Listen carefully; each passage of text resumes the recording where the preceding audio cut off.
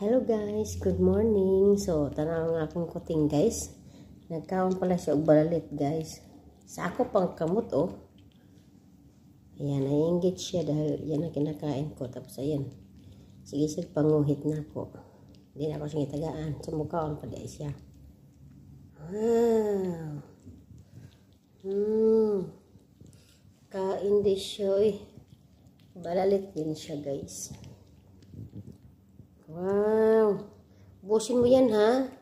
Kakain ka pala. Sarap ng kain niya guys. Uy.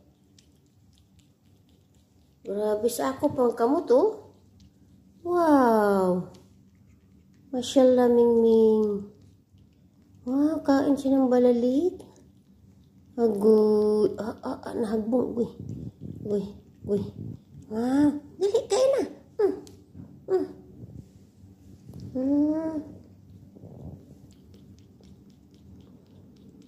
Yan, ubusin mo yan ha.